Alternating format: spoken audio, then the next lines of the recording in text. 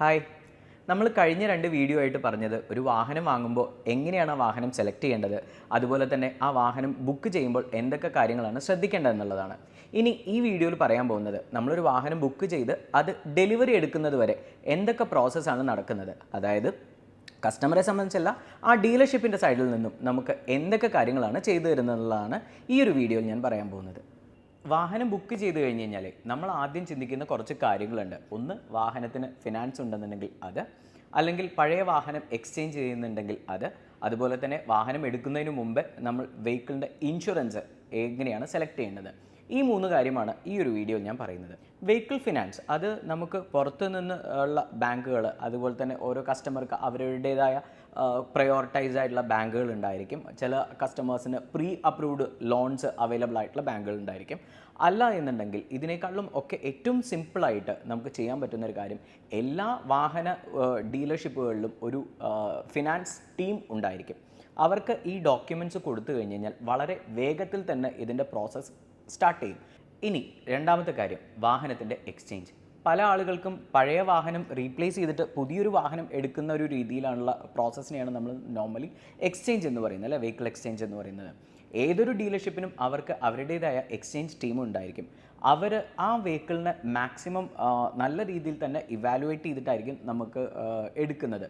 അതുകൊണ്ട് തന്നെ അതിൻ്റെ ഇവാലുവേഷൻ പ്രോപ്പർ ആവുന്നതുകൊണ്ട് ഏറ്റവും ബെസ്റ്റ് ആയിട്ടുള്ള മാർക്കറ്റിലെ പ്രൈസ് ആയിരിക്കും അവർ പ്രൊവൈഡ് ചെയ്യുന്നത്. ഇനി നമ്മൾ പറയാൻ പോകുന്നത് വാഹനം വാങ്ങിക്കുമ്പോൾ ഇൻഷുറൻസ് എങ്ങനെ സെലക്ട് ചെയ്യണം എന്നുള്ളൊരു കാര്യമാണ്. ഇൻഷുറൻസ് പലപ്പോഴും നമ്മളൊരു ഡീലറിൽ നിന്ന് എടുക്കുന്ന സമയത്ത് അതിൻ്റെ പ്രൈസ് കൂടുതലാണെന്ന് പറഞ്ഞ് പല കസ്റ്റമേഴ്സും പുറത്തുള്ള ഇൻഷുറൻസ് കമ്പനികളെ സമീപിക്കാറുണ്ട്.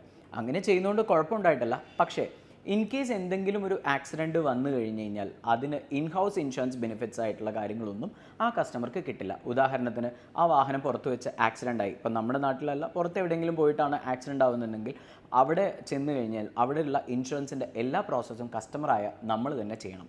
പക്ഷേ ഞാൻ എടുക്കുന്ന ഇൻഷുറൻസ് ഇൻഹൗസ് ഇൻഷുറൻസ് ആണ്, അഥവാ നമ്മൾ ഡീലർഷിപ്പിൽ നിന്ന് തന്നെ എടുക്കുന്ന ഇൻഷുറൻസ് ആണ് എന്നുണ്ടെന്നുണ്ടെങ്കിൽ അത് വെഹിക്കിൾ ഡീലറുമായിട്ട് OEM ആയിട്ടും ടൈപ്പ് ഉണ്ടായിരിക്കും.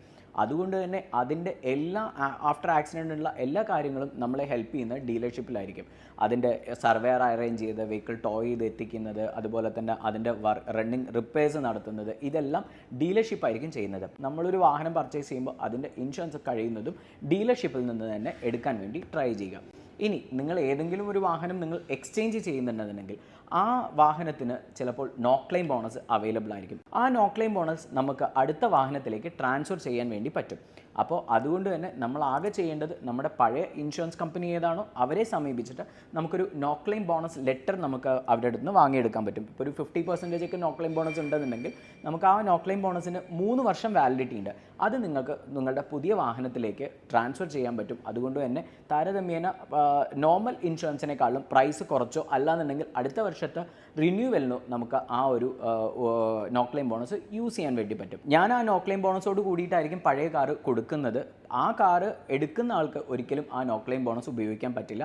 അത് നമ്മുടെ മാത്രം പ്രിവിലേജ് ആണ്. അതുകൊണ്ട് തന്നെ എപ്പോഴും നമ്മൾ വാഹനം എക്സ്ചേഞ്ച് ചെയ്യുമ്പോൾ അതിൽ നോ ക്ലെയിം ബോണസ് ഉണ്ടെങ്കിൽ അതിൻ്റെ NCB ലെറ്ററും കൂടി വാങ്ങിക്കാൻ വേണ്ടിയിട്ട് ശ്രദ്ധിക്കുക.